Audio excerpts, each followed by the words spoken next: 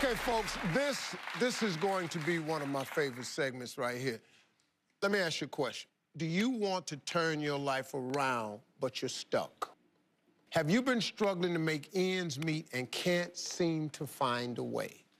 That's a big problem out there today. Well, my next guest has answers and a lot of secrets to breaking through. She is a 6-time best-selling author, one of the most sought-after motivational speakers out there. She's a millionaire entrepreneur, and she is a true inspiration. Please welcome my friend, Lisa Nichols. Hey, Lisa. Hey, darling. How you feeling? Nice to see you. Good. I'm wonderful. This is great for you. What's been your biggest accomplishment, you think?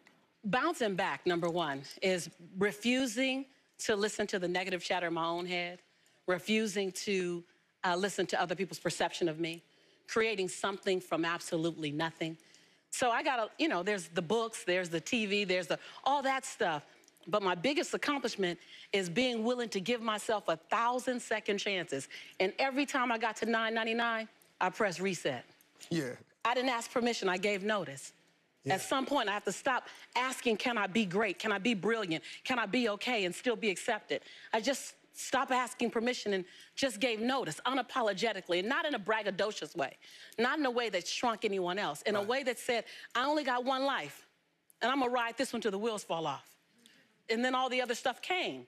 Wow. As a result of a decision I made. Right, but it was a decision you... It was a decision, but it didn't come from, a motivational experience. It didn't come from an inspiring teacher. It came from hitting rock bottom. Okay, let's talk about that, because this was the thing that when you and I were talking that really struck me, because I had been there, and I just wanted to hear how you had turned it around, because you can be rock bottom and turn it around. That's the best turnaround, because at rock bottom, hell ain't no other way to go. Right. You got to go up, so that's a great time. You climbed to the top. Tell everybody about this journey. I struggled all through school. The last time I took English class, I got a fail. And my English teacher said I was the weakest writer she ever met in her entire life. The last time I took a speech class, same year, I got a D- in speech, and my speech teacher said, Lisa, quote unquote, I recommend you never speak in public, that you get a desk job. So that was the beginning of my life. That was my 19-year-old experience. And then I go on and I'm trying to figure it out. I was obedient. I went and got a job in accounting. I was in the collection department for 7 years. Y'all don't know I'm dangerous to accounting. I'm just dangerous. And I'm in collections, and you should never put a broke person in collections. Never, because everybody's reasons sound good to me. I know it sounds funny, but it was real. Not only did I say, girl, don't you worry about paying that, I'm gonna take your name off the list. Somebody went to jail because I got fired from 5 different jobs. Yeah. And then I got pregnant with my son unexpectedly. And then at 8 months, my son's father went to prison. I had to get on government's assistance to have my baby. I was on WIC, Women, Infant, and Children, to feed my child. And when my son was 8 months old, I went to the ATM to get $20 out the bank because I didn't have any Pampers for him. And in order to get $20 out, you got to add $20 in. I had $11.42. And I still can't tell the story without getting emotional because it's my story. For 2 days, I had to wrap my son in a towel. But something happened, Steve, in those 2 days. I was at rock bottom. I was broke, and I was broken. Inglewood, California. My son laying on his back at 8 months. I have a towel over him, and I have my hand on his stomach saying, don't you worry, Jaylani. Mommy will never be this broke again. And I made a decision. I was bankrupt. And every stinking thinking I had, I was bankrupt in trying to protect my pride.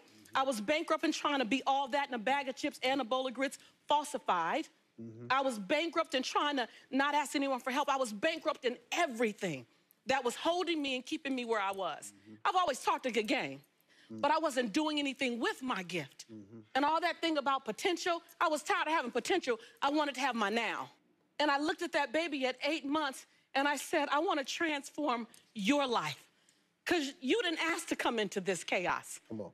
As an African-American male child in South Central Los Angeles, with a single mother whose father's in prison, he had a 66% chance of going to prison himself, not on my watch.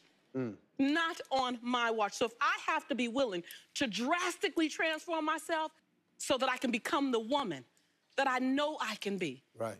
And that's what I began to do. I was radical.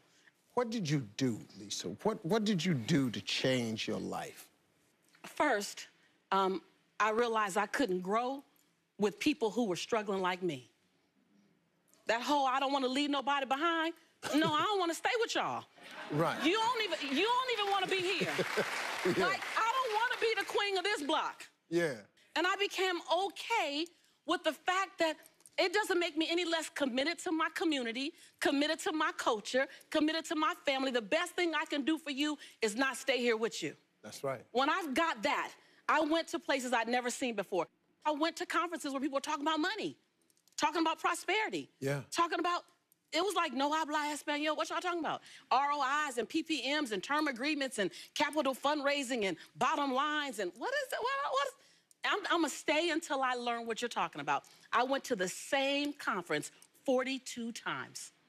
And there I raised $532,000 in capital for my company to start my dream. And my dream was to transform teen lives. I want to teach teens how to fall madly in love with themselves and how to make integrity-based decisions. And I got it funded, and I started working. And that was the beginning of me rescuing myself. I realized that I am my rescue.